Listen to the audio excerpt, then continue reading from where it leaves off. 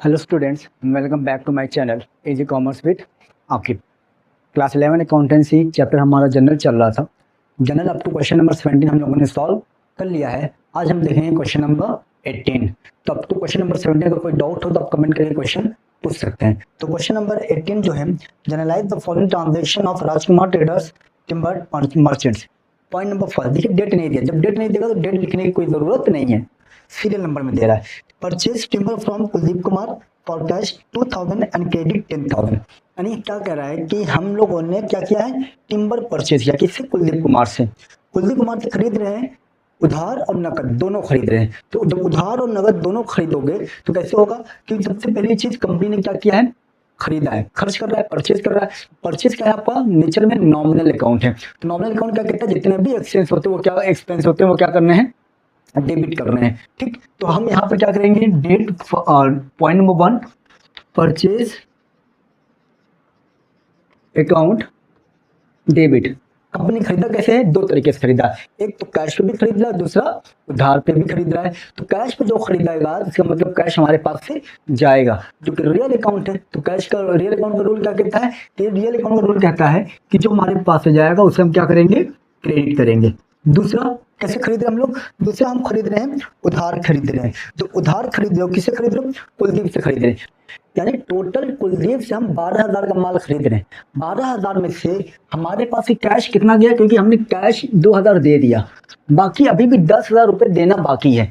किसको देना बाकी है? कुलदीप को देना बाकी है। और कुलदीप क्या है, नीचे में पर्सनल अकाउंट, इसका मतलब माल उसके पास से कंपनी में आ रहा है, तो कुलदीप गिवर हुआ। तो कुलदीप गिवर हुआ यानी कंपनी के क्रेडिटर्स कहलाएगा ये कुलदीप। ठीक है, कुलदीप को कितना भी देना बाकी है, 10,000 रुपए बाकी है। कुलदीप का पूरा नाम है कुलदीप कुमार, आप चाहे कुलदीप भी लिख दीजिए, कोई इशू नहीं है। कुलदीप कुमार टोटल हमने खरीदा कितने का है, 12,000 का खरीदा है कुलदीप से। ये हो गया आपका फर्स्ट ट्रांजेक्शन। ठीक है, परचेज अकाउंट डेबिट, कैश में भी खरीदा हम लोगों ने ना, और उधार भी खरीदा है। Point number 2, paid to Kuldeep Kumar in full settlement of his account 9,950। अब देखिए यहाँ पे क्या कह रहा है कि हम, अच्छा नरेशन आप लोग खुद लिखिएगा। कुलदीप को देना था कितना, पूरा 10,000 रुपए देना था। ठीक है, 10,000 रुपए किसको देना है? कुलदीप को देना है। लेकिन कुलदीप को हमने दिया कितना, 9,950 रुपए। वो भी कैसे दिया? कैश दिया। और जिसमें से 50 रुपए हमने नहीं दिया। 50 रुपए क्यों नहीं दिया? क्योंकि कुलदीप को क्या कहना था, कुलदीप को हमने 10,000 पूरा तो दिया था, लेकिन उसने कुलदीप 50 रुपए हमको क्या कर दिया, वापस कर दिया। इसका मतलब कुलदीप ने हमको 50 रुपए का क्या दिया, डिस्काउंट दिया। ये डिस्काउंट हमारे लिए क्या है, इनकम है। ठीक है, ये डिस्काउंट हमारे लिए क्या हुआ, इनकम हुआ। इनकम नेचर में नॉमिनल अकाउंट है और ये कैश रियल अकाउंट है। देना किसको? कुलदीप को। कुलदीप रिसीवर हो रहा है क्योंकि पैसा किसके पास गया, कुलदीप के पास गया। तो Kuldeep according to personal account, Kuldeep को क्या करोगे आप, डेबिट कर देंगे हम लोग। देना कितना था कुलदीप को, पूरा 10,000। 10,000 पूरा लिख दिया हमने। ठीक, कंपनी से गया क्या, कैश गया। दूसरा, कंपनी को फायदा भी हो रहा है, उसको हम क्या बोलते हैं, डिस्काउंट रिसीव्ड अकाउंट। कंपनी से कैश गया कितना है, 9,950 रुपए। 9,950 रुपए, और कंपनी को 50 रुपए क्या हो गया, फायदा हो गया। ठीक है, इस तरह से क्वेश्चन होगा। पॉइंट नंबर 3, पॉइंट नंबर 3 अगर हम देखें तो पॉइंट नंबर 3 क्या कह रहा है कि पेड रेंट इन एडवांस। अब देखिए रेंट क्या है, रेंट कंपनी के लिए एक्सपेंस भाड़ा है, लेकिन ये जो रेंट पे कर रहा हूं मैंने एडवांस में पे कर दिया। इसका मतलब तो टाइम हुआ नहीं था, लेकिन फिर भी मैंने पेमेंट कर दिया। जैसे आप स्कूल में पढ़ते होंगे, स्कूल में जब पढ़ते होगे, जो महीना मतलब चल क्या है जुलाई, और आपने सितंबर अक्टूबर का भी पे कर दिया, वो आपके लिए क्या है, प्रीपेड है, क्योंकि आपने पहले से पे कर दिया। कंपनी के लिए जो प्रीपेड होता है वो असेट होता है। ठीक है, कंपनी के लिए क्या होता है, प्रीपेड असेट होता है। तो यहाँ पर दूसरी रेंट पे कैसे कर रहा है, कैश में पे कर रहा है, तो रेंट का नाम नहीं आएगा। क्यों नहीं आएगा? क्योंकि भाड़ा तो दे रहा है, लेकिन कैसे दे रहा है, प्रीपेड। तो रेंट कैसे लिखोगे, सिर्फ रेंट अकाउंट डेबिट नहीं करेंगे, यहाँ पर हम प्रीपेड रेंट लिखेंगे। यहाँ पर जो रेंट वो नॉमिनल अकाउंट नहीं है। क्यों? क्योंकि रेंट के साथ एक वर्ड क्या आ गया, प्रीपेड आ गया। रेंट के पहले या फिर रेंट के बाद, यानी नॉमिनल अकाउंट में उसके पहले या उसके बाद कोई वर्ड्स अगर ऐड हो जाए तो वो नॉमिनल अकाउंट नहीं रहता, बल्कि क्या बन जाता है, पर्सनल अकाउंट बन जाता है। इसका जो एंट्री हम लिखेंगे वो क्या लिखोगे आप, prepaid rent account debit to cash account. Cash के अकाउंट क्रेडिट क्यों हुआ? क्योंकि कैश हमारे कंपनी से जा रहा है और रेंट हमने पहले ही पे कर दिया है, तो रेंट हमारे लिए क्या है, कौन सा रोल प्ले किया? एसेट का रोल प्ले कर रहा है। और अगर बाकी होता है देना तो वो आउटस्टैंडिंग कहलाता है, जो कि कंपनी के लिए लायबिलिटी होता है। Now next point is purchase machinery for 1 lakh by cheque carriage 2000 and installation charge 1000 paid in cash. यानी मशीन जो हमने खरीदा वो मैंने चेक के थ्रू पेमेंट कर दिया, ठीक है, लेकिन जो भाड़ा है, कैरेज है और जो इंस्टॉलेशन चार्जेस है वो मैंने कैश के थ्रू पेमेंट किया है। अब देखिए यहाँ पर क्या हो रहा है, मशीन तो हम खरीद रहे हैं, ठीक है, मशीन हमने खरीदा कितने का? पूरा 1 लाख का खरीदा, और जो 1 लाख का खरीदेंगे तो वो भाई उसका भी एक्सपेंस आएगा।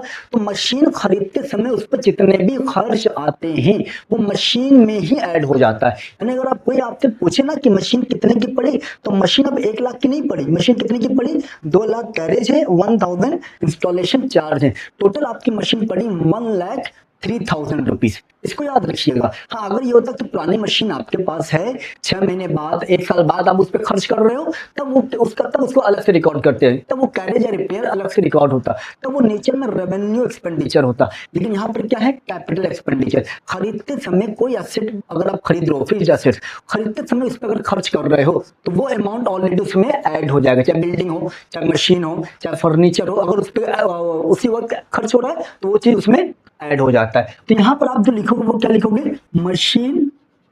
Machinery account debit to cash account to bank account.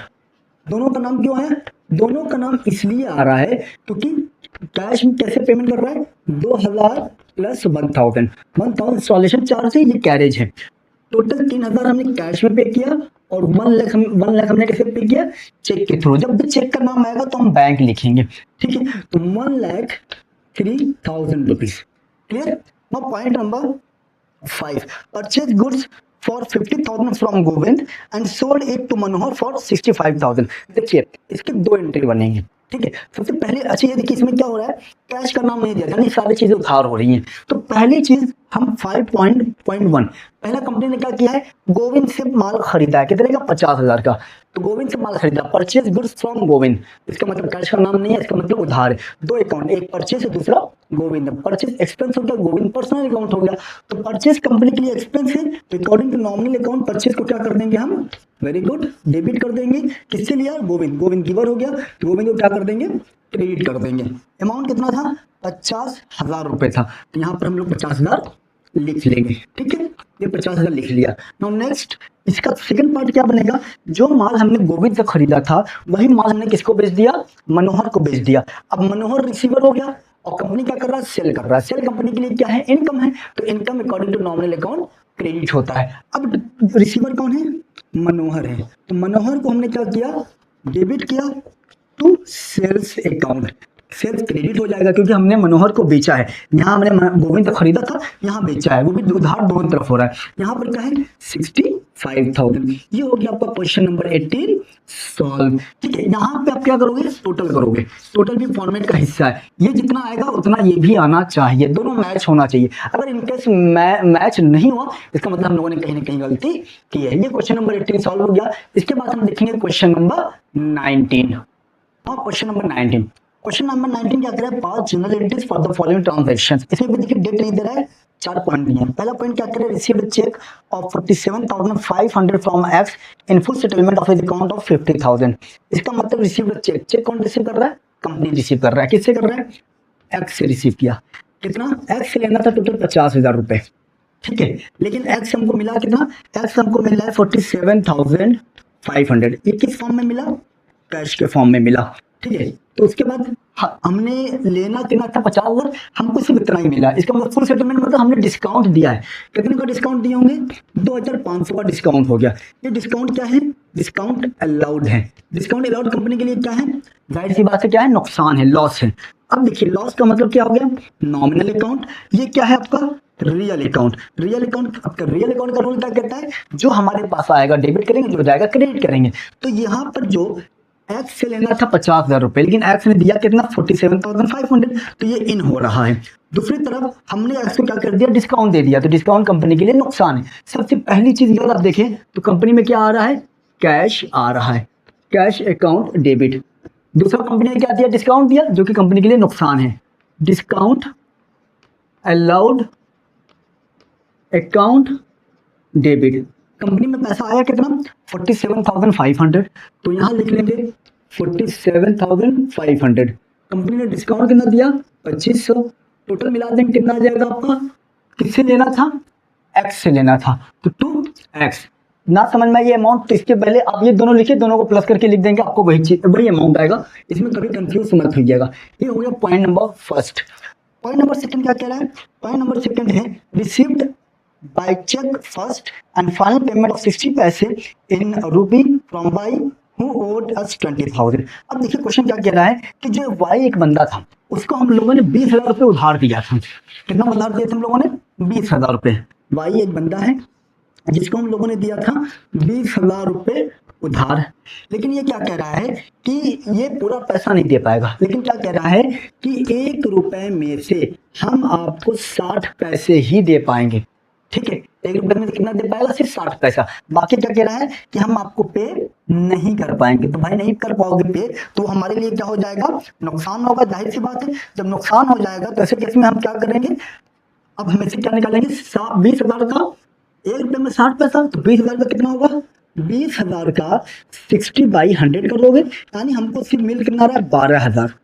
इसका मतलब क्या हुआ, 8,000 रुपये हमारा पैसा क्या हो गया, डूब गया। उसको हम क्या बोलते हैं, बैड डेट्स बोलते हैं। जो पैसा डूब जाता है उसको बैड डेट्स बोलते हैं। तो डूब गया इसका मतलब कंपनी का नुकसान हुआ। कंपनी का नुकसान होने का मतलब नॉमिनल अकाउंट, यानी ये डेबिट होगा किस नाम से, बैड डेट्स के नाम से डेबिट होगा। ये आपका 12,000 क्या होगा, ये भी डेबिट होगा कैश के नाम से, क्योंकि कंपनी के अंदर आ रहा है। क्रेडिट किसको करोगे, वाई को करोगे। जनरल एंट्री क्या बनेगा, कंपनी के अंदर कैश आया 1 रुपए में से 60 पैसा आ रहा है, तो एंट्री क्या बनेगी, कैश अकाउंट डेबिट। ठीक, पैसा कितना डूब गया, बैड डेट्स अकाउंट डेबिट। किससे लिया, वाई क्या है, गिवर है, according to personal account Y को हम क्या करेंगे, क्रेडिट करेंगे। कंपनी के अंदर कैश जो आया वो 12,000 आया, पैसा क्या रुका, नुकसान कितना हुआ 8,000, टोटल 20,000 रुपए। ठीक है, क्वेश्चन ये वाला पॉइंट थोड़ा अच्छा था, क्योंकि अभी तक ये पॉइंट अभी तक हमारे क्वेश्चन में आया नहीं था। Now point number third, sold goods to Z for 80,000 at a date discount of 20%। अब देखिए हमने कंपनी को नेक्स्ट डे, अगले दिन की बात कर रहा है ना, इसका मतलब सेम डे होता तो एक जनरल एंट्री बनाते।